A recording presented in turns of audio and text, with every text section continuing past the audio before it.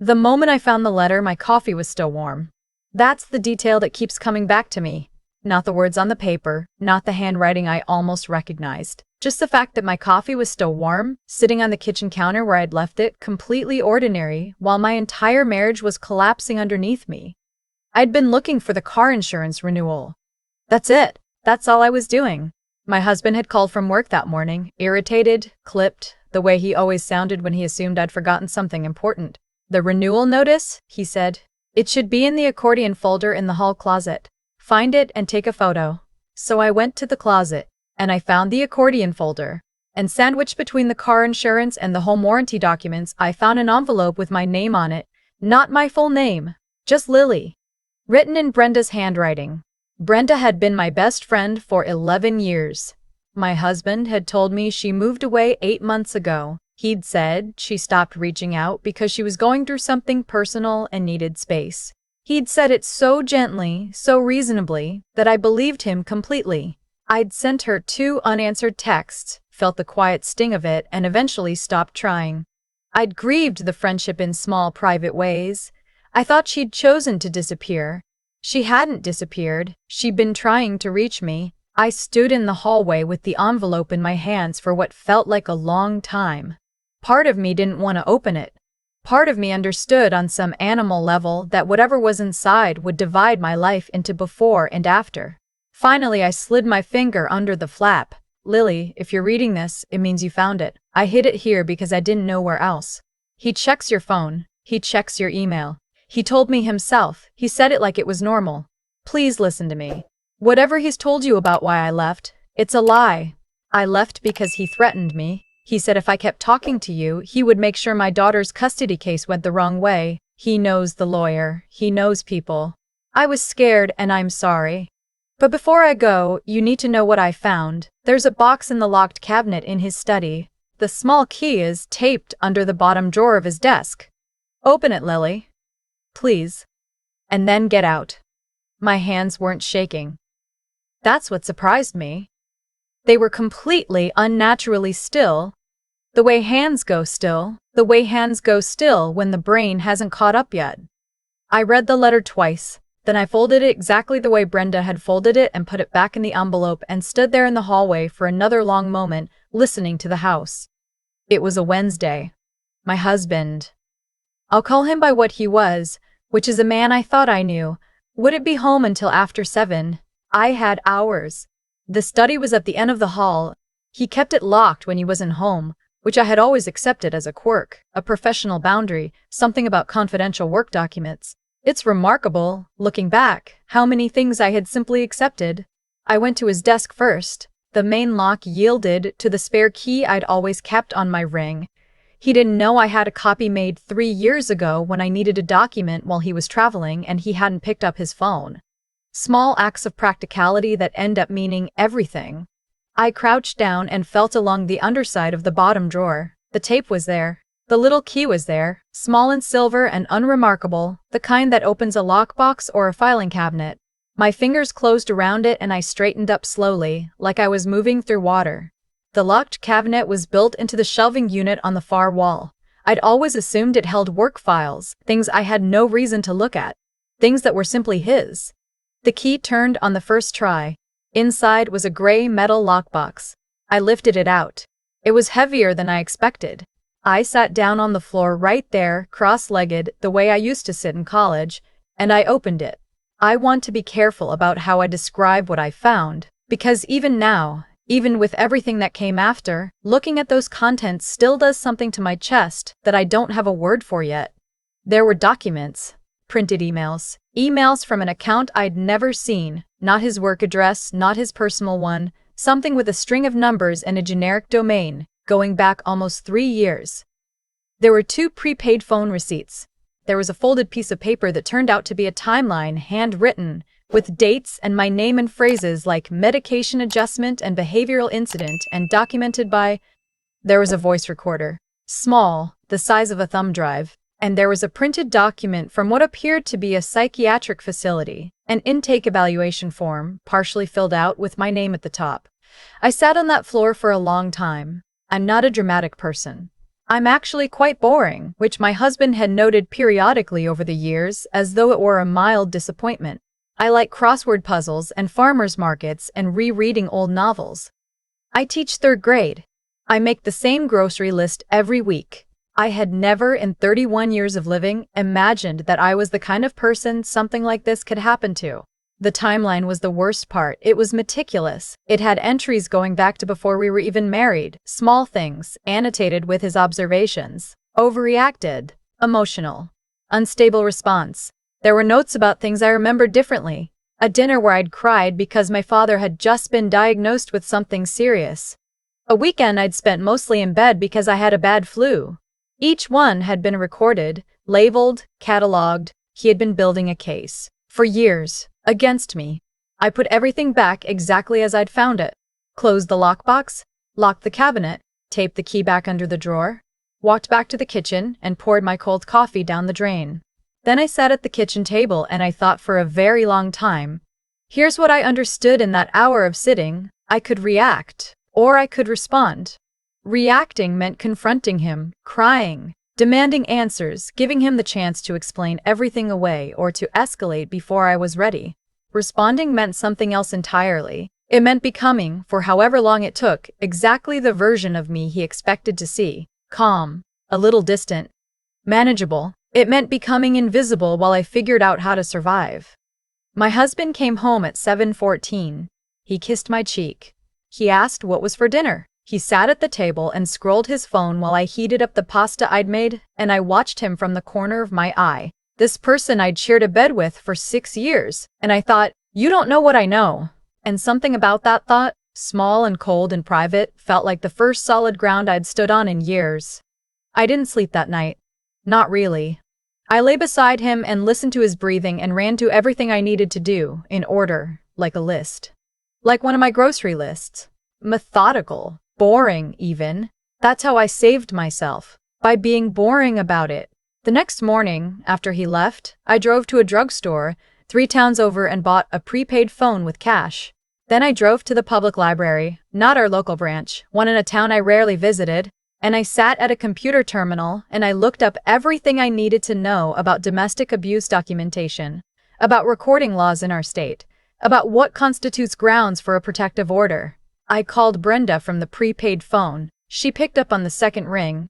She said my name like she'd been waiting 8 months to say it, which she had. We both cried, which I hadn't expected to do. I thought I'd moved past crying into something colder, but hearing her voice after so long broke something open in me and I sat in the library parking lot and cried until I was empty. She told me everything. About the night my husband had shown up at her apartment unannounced. About what he'd said to her, calm and specific. About her custody case, about the people he claimed to know, about what would happen if she didn't step back, about the way he'd smiled when he said it. She said the smile was the part she still dreamed about. I thanked her. I told her she was safe now. I told her I was going to handle it. I want to be honest about the next part because I've seen how these stories get told and they're usually cleaner than the reality. The reality is that what I did over the following 2 weeks was exhausting and terrifying, and there were 3 separate nights where I sat on the bathroom floor and had to talk myself back from the edge of just running, just grabbing my car keys and driving somewhere and not stopping. But I didn't run. I stayed. Because leaving too early, without documentation, without a lawyer, without a plan, would have given him the upper hand, and he had spent years cultivating advantages over me. I wasn't going to hand him another one. I found a lawyer through a domestic violence resource line, not a local one, a national one, because I didn't know who in our community my husband might know or be connected to.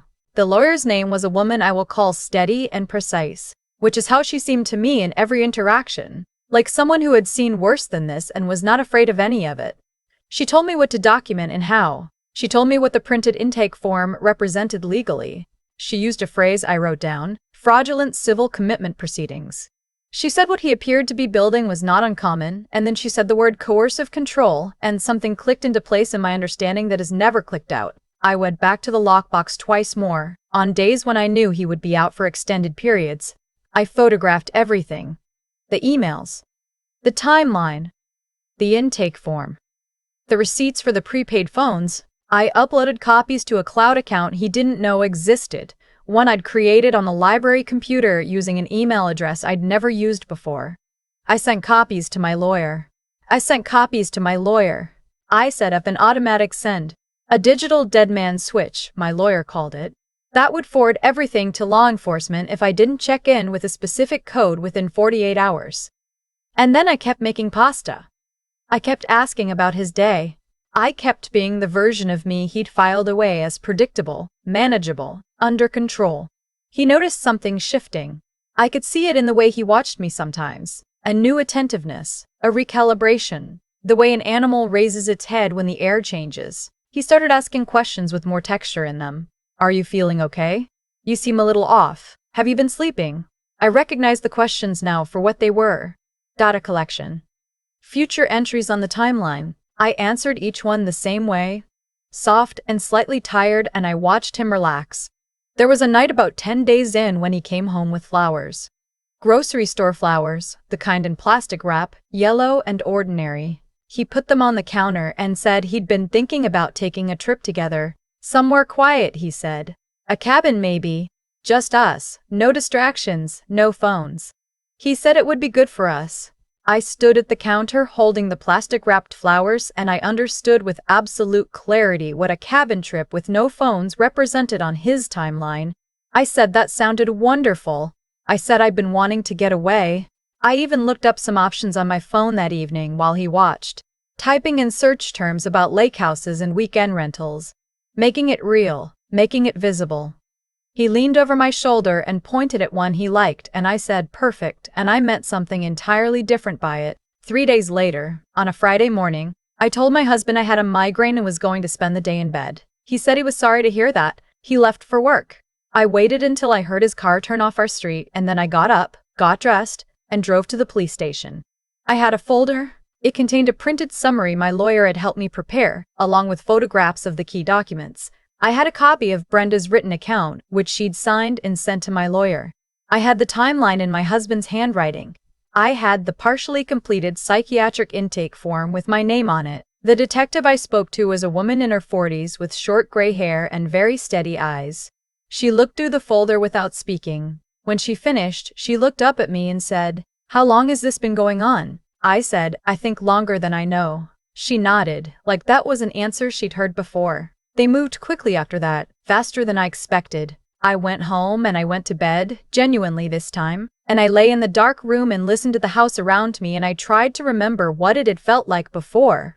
Before the letter, before the lockbox, before the timeline with my name on it, and I found I couldn't entirely reconstruct it. That version of my life had a hole in it now, and there was no patching it. My husband came home at 7. He asked how I was feeling. He brought me a glass of water, which I took, and he sat on the edge of the bed and he looked at me with such practiced, careful concern that for just a moment I almost felt something other than cold. Almost. He was at work the following Tuesday when they called him in for questioning. I know from the detective's later account that he was cooperative at first, professionally calm, the version of him I recognized from every disagreement we'd ever had, where he would speak in measured sentences while I scrambled to articulate something he was already one step ahead of. It didn't work that time. By that evening he had a lawyer. By the following morning, there was a protective order with my name on it. He called my phone from a number I didn't recognize. He must have had another prepaid phone I hadn't found, and I let it go to voicemail, and I never listened to the message, and I never will. The case is still moving through the legal system as I tell this. The way these things do. Slowly, in increments, with documents and hearings and procedural language that makes everything feel simultaneously enormous and very small. My lawyer tells me to be patient. I am learning how to be patient. I moved out of the house 3 weeks ago. I'm staying with my parents in the room that used to be mine when I was a teenager, the room with the window that looks out onto the old maple tree that was already big when I was small. My mom has been making me breakfast every morning whether I ask for it or not. My dad sits with me in the evenings and we do crossword puzzles, the old-fashioned way, with a pen, the way he taught me when I was 7. He doesn't ask about the case. He just hands me the puzzle and says across or down. And I say across and we start there. Brenda came to visit last week. She drove 6 hours to sit at my parents' kitchen table and drink coffee and not talk about any of it for most of the afternoon. At some point she looked at me and said, I'm sorry I left the letter so late. I told her the letter was exactly on time. The thing about being boring, about being the unremarkable, predictable person my husband thought I was, is that he miscalculated how boring I was willing to be about dismantling him. Boring people are patient. Boring people make lists. Boring people document everything and check the boxes in order and don't get distracted by the drama of their own situation long enough to make a mistake. He built something against me for years. I took it apart in 2 weeks. Some mornings I wake up in my old room and for a second, just a second, I feel the weight of the life I thought I had settling over me, and it takes a moment to remember that the weight is gone, that I put it down, that I am allowed to be something other than what someone else decided I was. I think about the coffee a lot. Still warm, completely ordinary. The universe didn't mark the moment with anything dramatic. No thunder, no gut feeling, no warning sign. Just a name on an envelope and a key taped under a drawer and a woman sitting on a study floor with her whole life rearranging itself around her. Completely quiet. Completely still. I don't know yet what comes next. The case, the house, the years I spent in a marriage that was something different from what I believed it to be. There's a lot of undoing still to do, but I wake up every morning in my old room with a maple tree outside the window, and my mom makes breakfast, and my dad hands me the crossword, and I am present for all of it in a way I hadn't been for longer than I realized. And for the first time, in a very long time, that feels like enough. I've thought a lot about why it took me so long to see what was in front of me. Not because I'm stupid, I know I'm not, but because I trusted someone who had spent years making himself the most reasonable person in the room. That's the part nobody warns you about. It's not the loud, obvious cruelty that does the damage. It's the quiet, patient kind, the kind that keeps records.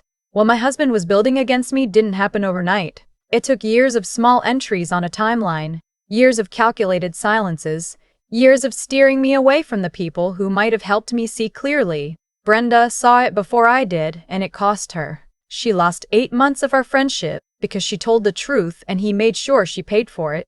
That's what happens when someone is more invested in control than in love. They start treating the people around you like variables to be managed, obstacles to be removed. The thing I keep coming back to is this. He miscalculated one thing. He thought that keeping me isolated, keeping me predictable, keeping me small would make me easier to dismantle. But smallness, when it's been forced on you long enough, builds a kind of patience that most people don't have. I knew how to be quiet. I knew how to wait. I knew how to make a list and work through it item by item without letting emotion make me sloppy. He taught me that, actually, by years of conditioning me to suppress my reactions, he handed me the very tool I used to undo him. There's a version of this story where I confront him the day I find the letter and it goes badly. I've thought about that version a lot. In that version, I'm reactive and he's ready and he has the upper hand before I've even started. The choice to stay calm, to go home and heat up the pasta and ask about his day, was the hardest thing I've ever done. It felt wrong in every nerve of my body, but it was right. And that gap between what feels right and what actually is right is something I'm still learning to navigate. I think about what it means to act with integrity when everything in you is screaming, to gather evidence instead of accusations, to call a lawyer instead of slamming a door, to let the truth be enough without needing the confrontation to feel like justice. The confrontation is injustice. The outcome is justice. And outcomes require patience, and patience requires a kind of quiet courage that doesn't look like courage from the outside. Brenda drove 6 hours to sit at my mom's kitchen table and drink bad coffee and not talk about any of it. That's what real connection looks like, not grand gestures, just presence. What he tried to take from me, he couldn't keep because it wasn't his to take. That's the part that gives me the most peace. Whatever someone builds against you out of control and fear, it's always more fragile than it looks. Because it's built on lies, and lies need constant maintenance. Truth just needs one door to open. The coffee was still warm. The maple tree is still outside my window. I'm still here.